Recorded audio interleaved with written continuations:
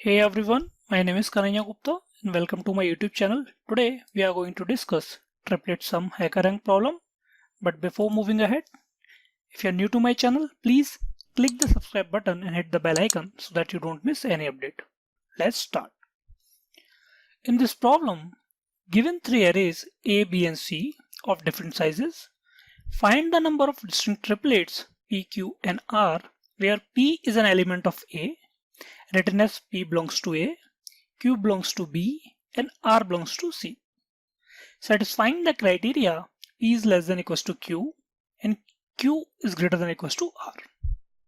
In simple word guys, we have to find the number of distinct triplet which can be formed where these P, Q, R should belongs to A, B and C.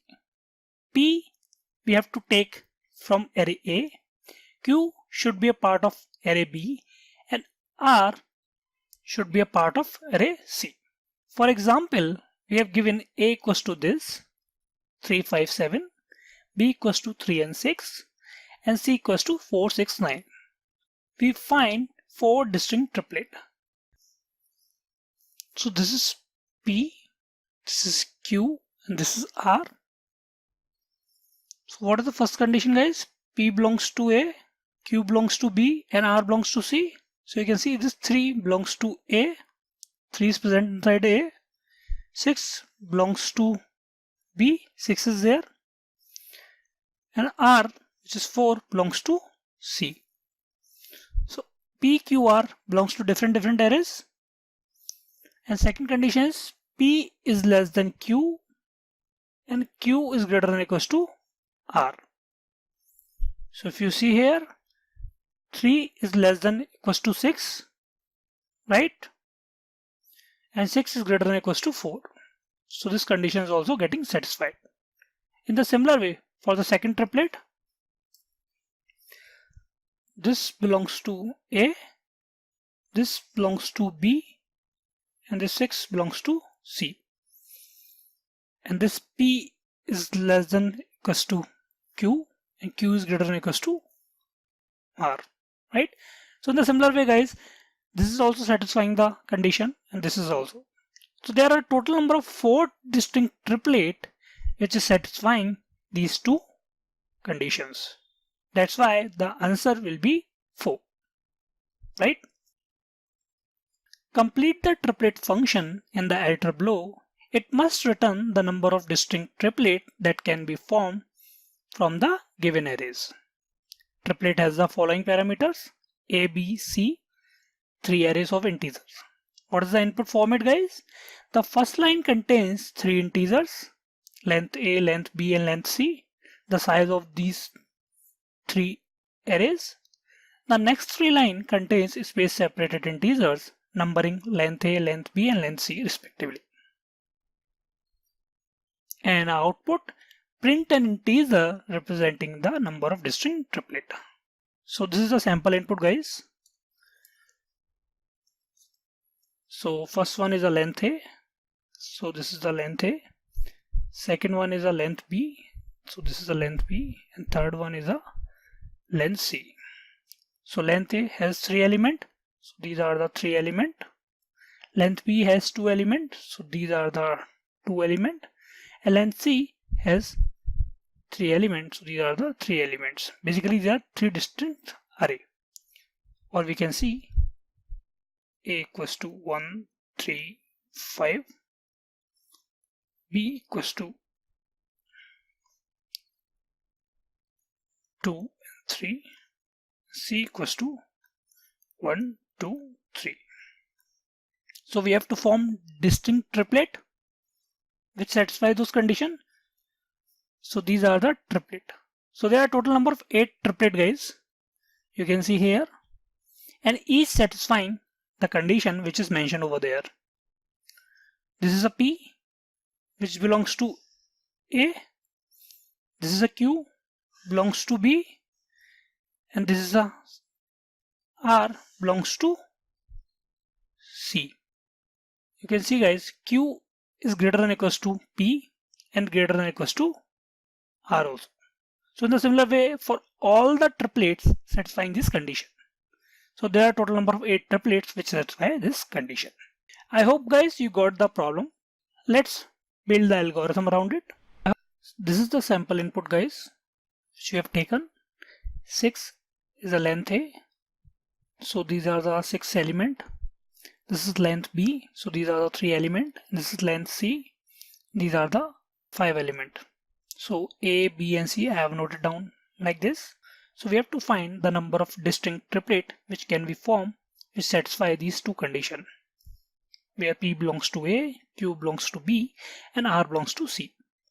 And P should be less than or equals to Q and Q should be greater than or equals to R, right? So we have taken this. Guys, if you remember in problem statement, it's clearly mentioned that the triplet should be distinct. So if you see this input, we can easily see the one triplet can be formed 1, 7, 7, which is a valid one because each element belongs to each array and satisfying this condition also. Q, which is 7, is greater than or equals to 1 and greater than or equals to this 7. And another one will be 1, then this 7, then this 7. But both triplets are same, and in problem statement it's clearly mentioned that triplet should be unique. So what we are going to do, we'll first remove the duplicate entry from each array so that we will not have to face the same problem. So what we are going to do now, we are going to remove the duplicate. So array will look something like this after removing the duplicates. I hope guys it is clear why we are going to remove the duplicates, because we don't want the triplet which is duplicate. We need distinct triplet count, right? So we have removed that duplicate from each array. Now let's see how we are going to solve this problem. Guys, what we will do, if you see in this condition, Q is common, right? So we'll iterate over this array and take each element as a Q and see how many elements are lesser than Q are present in the A array and how many elements which is lesser than this is present in C array for this condition. So that can form a pair. Let's see guys what we are going to do. So it will be easy for you. So just note it down here. P is less than or equals to Q is greater than or equals to R. So I'm iterating over this B array. So 7 will be there, the first element, which is a Q, right? So let's take Q is a 7. So how many elements lesser than or equals to 7 are present in this array, which is 3, 5, 7, 1. And how many elements which is lesser than this are present in this array, which is a 7 only. So this is 7. So these are the elements which satisfy these two conditions. So how many number of triplet can be formed? So the number of triplet will be, let's see guys, if I use 3, then I'll use 7, Q and R. So this is a one triplet. I'll take this time 5 as a P, 7, this 7. Second, and I'll take 7, 7 and 7. So this is a third. And now I'll take 1, 7 and 7. So these are the 4 triplet which can be formed and which satisfy both these conditions. So if I use 7, if I iterate over 7, so the 4 triplet can be formed where 7 is common as a Q. So if I use 7 from this array, so there are 4 triplets which can be formed and all are distinct, right? So now I'll move to the next item guys, which is 5. So I'll take 5 as a Q and do the same process again. So this time 5 will be our Q, and how many elements are lesser than or equals to 5? And I'll check in this array. So how many elements are there which is lesser than or equals to 5? 3, 5 and 1. So this time I'll not take 7 because 7 is greater than. So these are the elements which is lesser than or equals to 5. And how many elements are lesser than or equals to 5 in C array? So you can see guys, we do not have anything, so basically nothing. Guys, don't take 0, otherwise it will be treated as a element, right? So we have nothing to add here. To form a triplet, we need at least 3 elements. One from this, one from this, one from this, and we don't have this. So any triplet we can form? No. So we cannot form any triplet. So I'm discarding this. So the next time I'll process 9 as a queue. So this time 9 is the queue. So 9 is the queue. So how many elements are less than equals to 9 in this array? So we have 3, we have 5, we have 7, we have 1. So these are the element which is less than equals to 9. And how many element which is less than equals to 9 in C array? So we have 7 and 9. So these are the 2 element, right? So how many distinct pair you can form? So now guys, I'll write it down the pair. You can just see. So I'll take 3, 9 and 7 first. So one pair will be 3, 9, 7. And the second pair will be same 3, 9, but I'll take this 9. 3, 9, 9, right? So now the next pair will be 5, 9, 7, 5, 9, 7, and the next will be 5, 9, and this time I'll take this 9. So 5, 9, 9, and the third will be I'll take 7. So 7, then 9, then 7, then 7, 9, 9, 7, 9, 9, right? The fourth will be 1, 9, 7, 1, 9, 7, 1, 9, 9.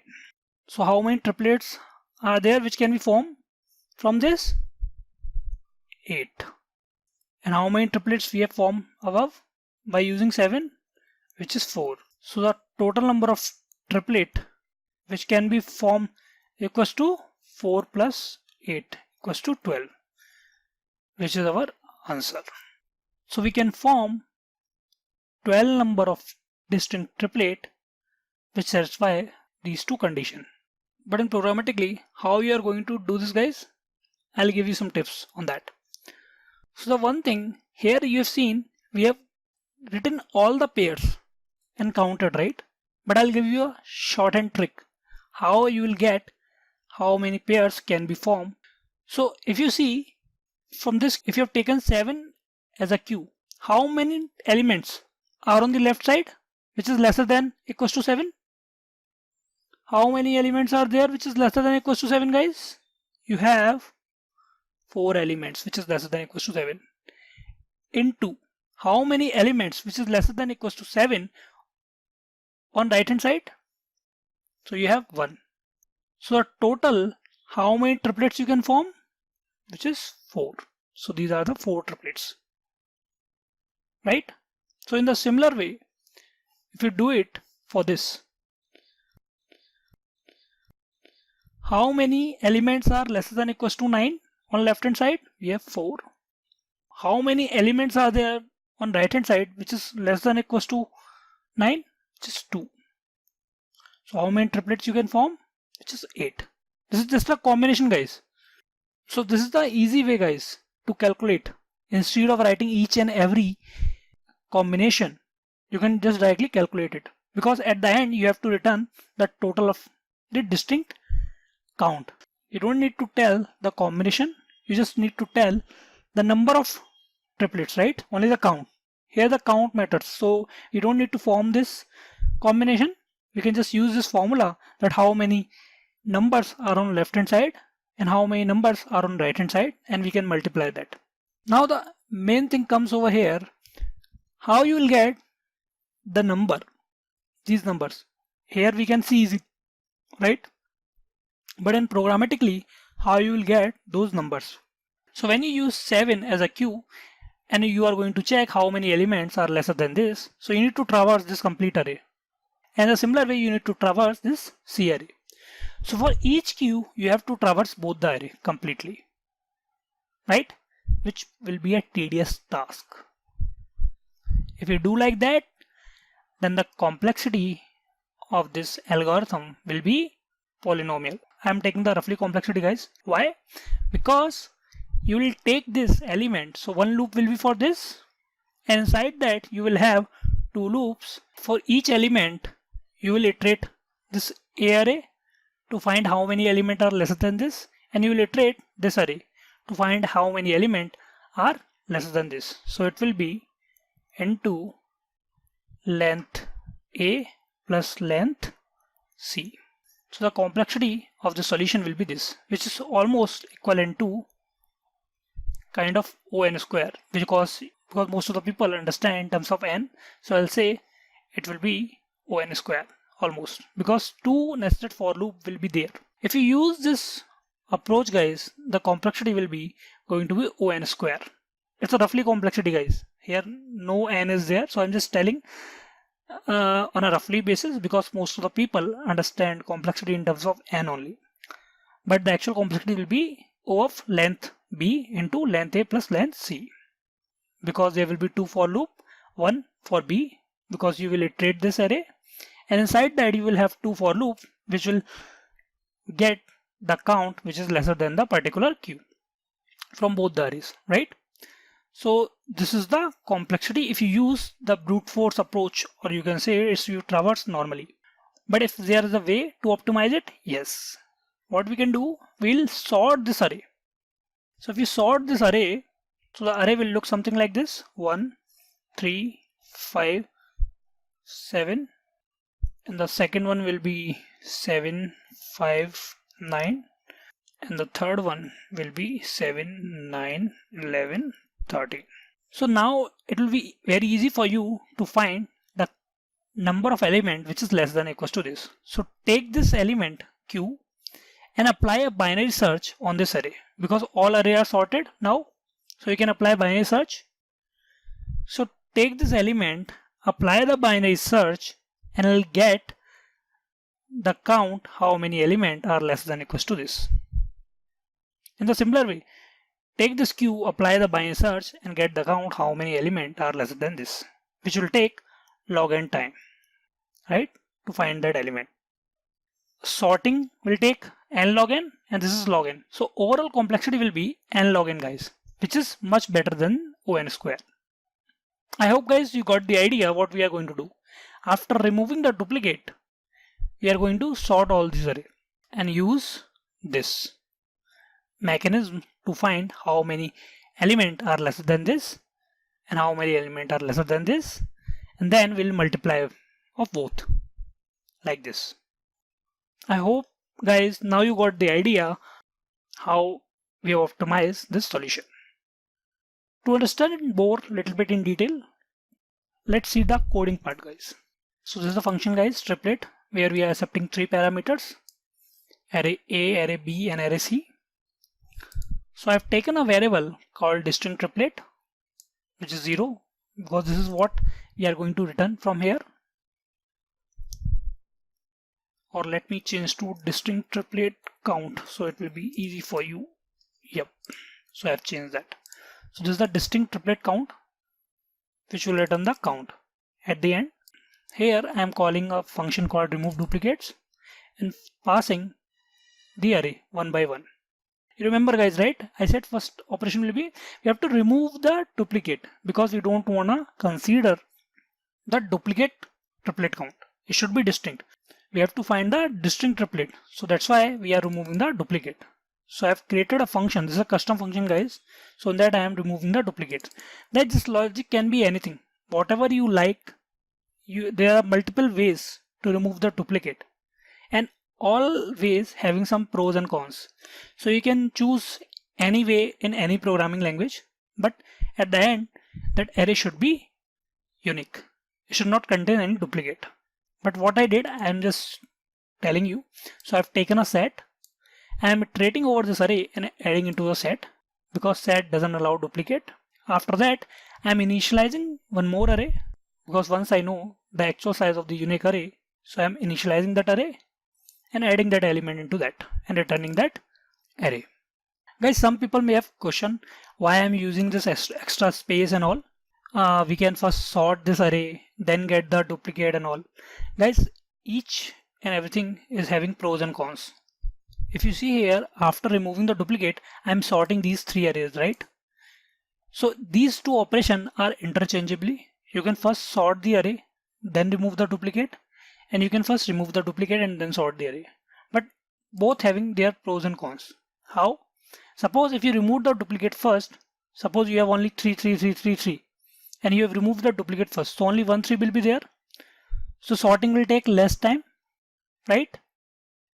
But for removing the duplicate, I am using set and all, which is the extra space. Okay, let's take in another way. If you take sorting as on priority, so you have first sorted, and after sorting, you know each duplicate element will be nearby. So in that case, you don't need to take extra space set to remove the duplicate. So without that only, you will come to know if there is a duplicate that will be nearby. So you can skip that. So in that case, you don't need to use the set. So these two operations, guys, interchangeably, we don't have any dependency on that. So it's up to you how you are doing it. First you can sort this array, then remove the duplicate, or whatever the way you like, but I think it's fine.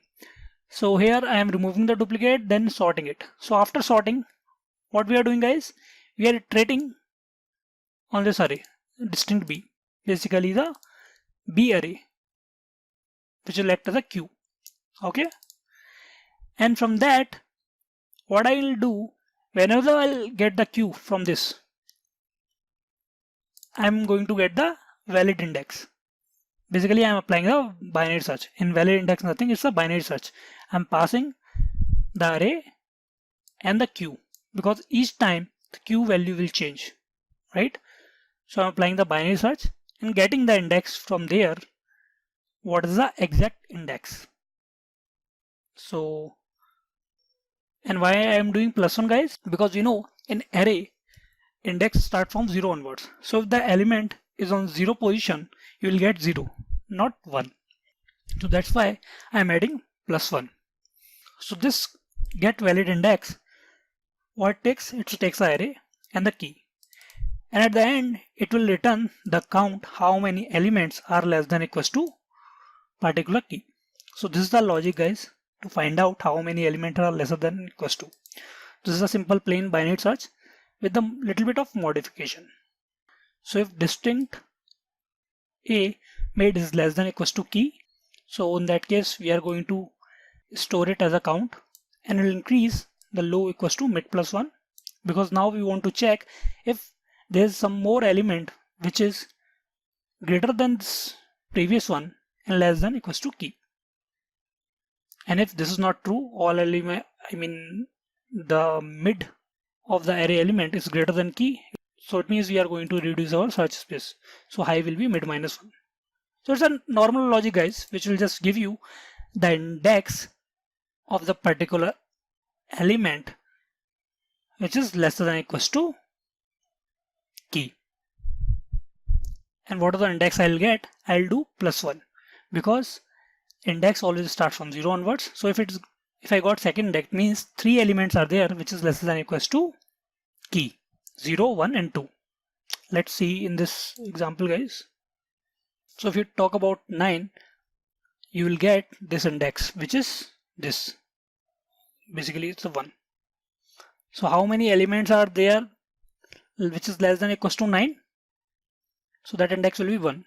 And what is the index we are getting? Because it starts from 0 onwards. So that's why we are doing +1 over there. If something is index 1, it means you have 2 elements which is less than this. If you know the index of this, you know how many elements are lesser than this, because it's in a sorted order. So once you get that index, and we are doing +1, so we'll get the count of the number which is lesser than the queue in a A array, and here we'll get the count of the number which is lesser than the queue in the C array.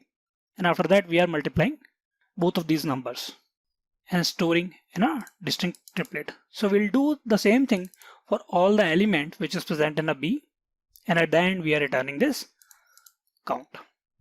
I hope, guys, you got the idea what we are going to achieve.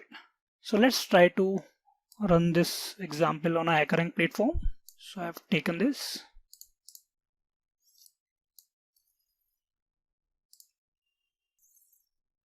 Sample test case got passed. Let me submit this code.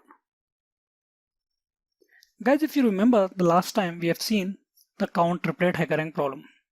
If you try to see both the problems having some similarity, so I'll suggest you to solve that problem to understand a little bit more.